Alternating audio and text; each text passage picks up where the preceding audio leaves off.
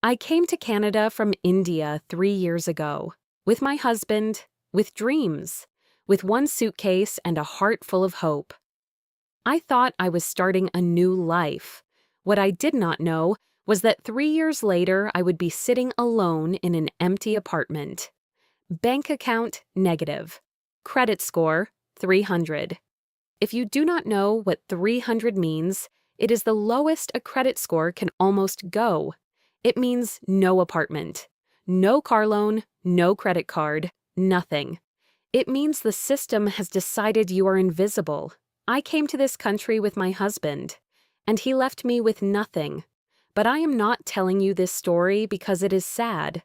I am telling you this story because I rebuilt everything. And if I can do it, as an immigrant with no family here, working night shifts to survive, you can do it too. This is the channel where I show you exactly how. Whether you are watching from Canada, the United States, the United Kingdom, or Australia, the steps in this video work everywhere. The system is the same, only the names change. When I landed in Canada, I did not have a credit history. In India, we do things differently. Cash, family, trust. Nobody asks you for your credit score. But in Canada, your credit score is everything. It decides where you can live, what car you can drive, whether you can rent an apartment, whether the system trusts you. When I got married and came here, my husband told me not to worry about money. He said he would handle everything. He said I should focus on settling in. He said as a new wife in a new country, I should let him take care of the finances. I trusted him. That was my biggest mistake. For 2 years, I did not look at the bank statements. I did not check what credit cards were in my name. I did not know about joint accounts. I did not know about credit scores. I was learning the country, learning the culture, trying to find my place here. While I was doing that, he was using everything. When the marriage started falling apart, he stopped paying. Bills came in my name. Late payments stacked up. Credit cards I did not even know existed were maxed out. By the time I realized what was happening, the damage was already done. The day my divorce was final, I logged into my online banking. My account was negative, not zero, negative. I did not have parents in Canada. I did not have siblings here. I did not have anyone to call. Just me, and a phone, and a credit score of 300. I went to apply for an apartment. Rejected. I went to apply for a basic credit card just to start building something. Rejected. I went to apply for a phone plan upgrade. Rejected. 3 rejections in 1 week. That night, I sat on the floor of an apartment that was almost empty, and I cried for an hour. Then I made a decision. I was not going to let one man and one bad marriage decide my entire future in a country that was supposed to be my fresh start. I opened my laptop. I searched for hours. I learned everything I could about how the credit system actually works. What I learned changed everything. Step 1. Pull your full credit report. The first thing I did, and the first thing you need to do, is pull your complete credit report. In Canada, you do this through Equifax.ca and TransUnion.ca. Both give 1 free report per year. In the United States, you go to annualcreditreport.com. Free reports from all 3 bureaus. In the United Kingdom, you can use Experian, Equifax, or TransUnion UK, or use the free Credit Karma UK app. In Australia, you can pull your free report from Equifax Australia, Ilion, or Experian Australia. Pull everything. Look at every single account. Look at every late payment. Look at every account you do not recognize. I pulled mine. I found 3 accounts I did not even know existed. 2 were credit cards he had opened in my name without telling me. 1 was a small loan with my information. Every single one had late payments destroying my score. Step 2. Dispute every error in writing. I disputed every single account that was not mine.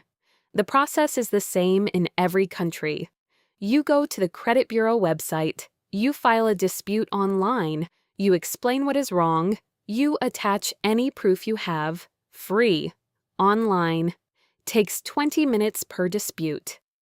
By law, in every country I just mentioned, the Bureau has to investigate within 30 days. Out of 3 disputed accounts, 2 were removed. My score went up 42 points in the first month, just from removing things that should not have been there. Step 3. Get a secured credit card. A secured credit card was the only thing I could get approved for at $300. You give the bank money, usually $300, and that becomes your credit limit. You use it for small purchases, groceries, gas, phone bill, and you pay it off in full every month. It reports your on-time payments to the credit bureaus. In Canada, the best secured cards in 2026 are Home Trust Secured Visa, Capital One Guaranteed MasterCard, and Neo Secured Credit Card. In the United States, Discover It Secured is the best. It reports to all 3 bureaus and has no annual fee. In the United Kingdom, look for credit builder cards from Aqua, Capital One UK, or Vanquis. In Australia, the Bankwest Breeze Classic and the NAB Low Rate Card are good options for rebuilding. Step 4. Pay every single bill on time. Every time. This is the most important step. Payment history is 35% of your credit score in every Western country. Set up automatic payments for everything: phone, internet, rent, credit card minimum. Even $10 on time is better than $100 late. I made a promise to myself. For 1 full year, I would not miss a single payment. Not one. Step 5. Build slowly. Do not rush. This is where most people make mistakes. After 3 months, when their score starts going up, they apply for 10 things at once. Every application drops your score. Every new account drops your score temporarily. I did the opposite. For the first 6 months, I had only 1 secured credit card. Nothing else. I focused on one thing only: paying it perfectly, every single month. After 6 months, I added 1 more, a small store card with low limit.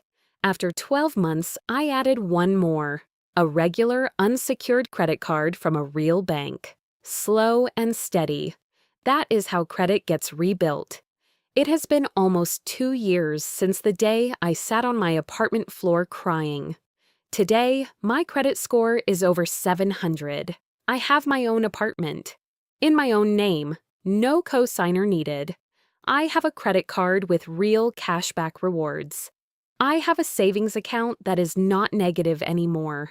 I am starting to invest for the first time in my life. And I am doing it all alone. In a country I came to with someone else who decided to leave me with nothing. Most importantly, I do not need anyone's permission anymore. Not my ex's. Not my family's back home, not the system that rejected me 3 times in 1 week. I built this myself. If you are watching this from somewhere, maybe a small apartment in Toronto, maybe a flat in London, maybe a unit in Sydney, maybe a studio in New York, maybe at 3 in the morning, maybe after a long shift, maybe right after another rejection.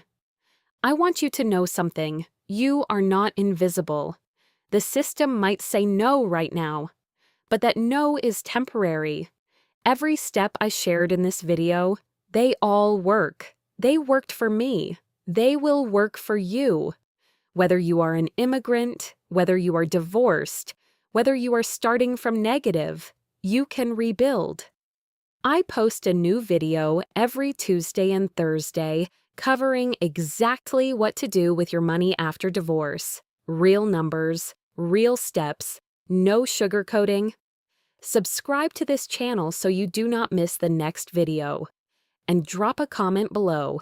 Tell me one thing you are struggling with right now. I read every single one. I see you. See you Tuesday.